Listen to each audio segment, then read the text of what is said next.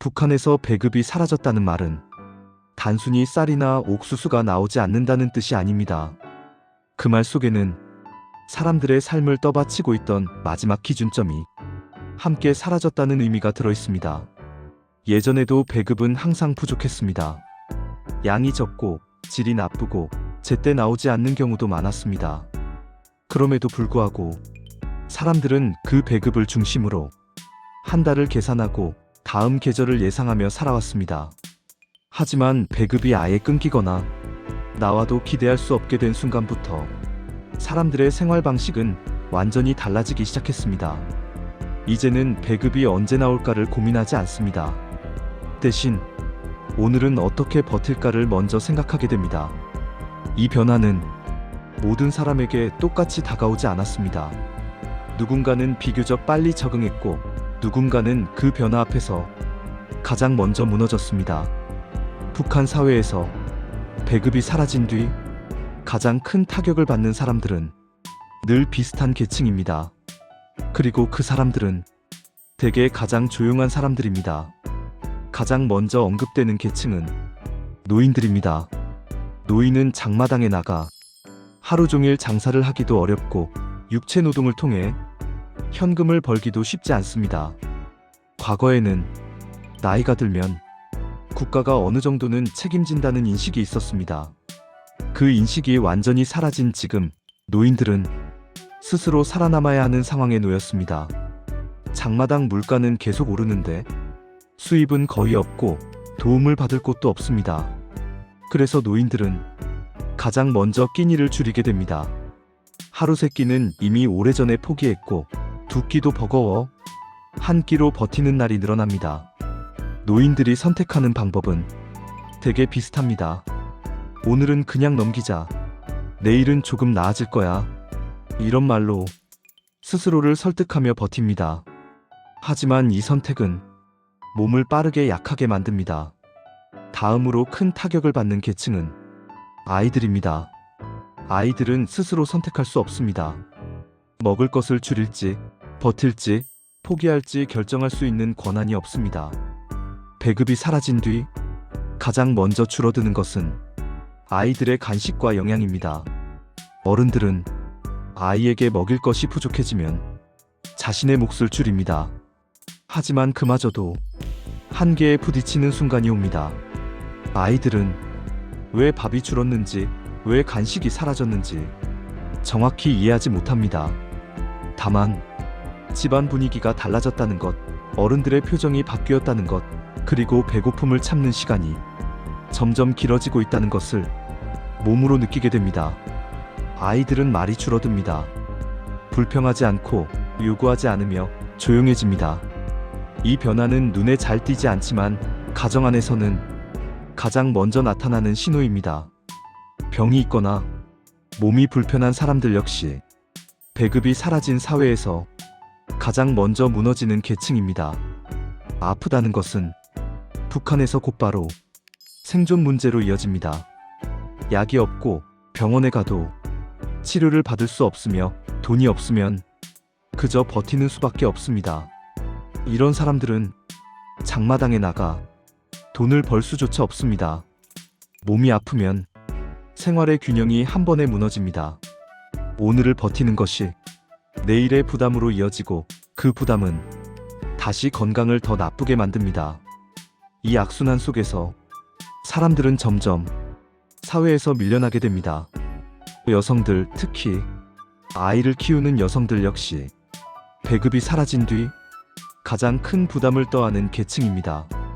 가정의 생계를 책임지면서도 아이를 돌보고 부모를 챙기고 필요하다면 장마당에 나가 작은 물건이라도 팔아야 합니다. 이 모든 역할이 한 사람에게 집중될 때 정신적, 육체적 피로는 빠르게 쌓입니다. 겉으로는 버티는 것처럼 보이지만 속으로는 이미 한계에 도달한 경우가 많습니다. 장마당에 적응하지 못한 사람들 역시 빠르게 무너집니다. 모든 사람이 물건을 사고 팔고 가격을 계산하고 위험을 감수하는 일에 익숙한 것은 아닙니다. 이런 사람들은 장마당 중심 사회로 바뀌면서 점점 더 주변으로 밀려납니다. 생활이 불안정해지고 의욕을 잃고 결국 포기하게 됩니다. 중요한 점은 이 모든 변화가 아주 조용하게 진행된다는 사실입니다. 크게 드러나는 사건이나 눈에 띄는 붕괴가 아니라 하루하루의 선택 속에서 조금씩 무너집니다. 배급이 사라진 뒤 북한 사회에서 가장 큰 타격을 받는 사람들은 항상 가장 약한 위치에 있는 사람들입니다. 노인, 아이, 병든 사람, 그리고 책임이 많은 사람들입니다. 이 구조는 일시적인 문제가 아니라 이미 생활 속에 깊게 자리 잡은 현실입니다. 그리고 이 현실은 지금 이 순간에도 계속 이어지고 있습니다. 이것이 바로 배급이 사라진 뒤 북한 사회에서 가장 큰 타격을 받는 사람들의 모습입니다.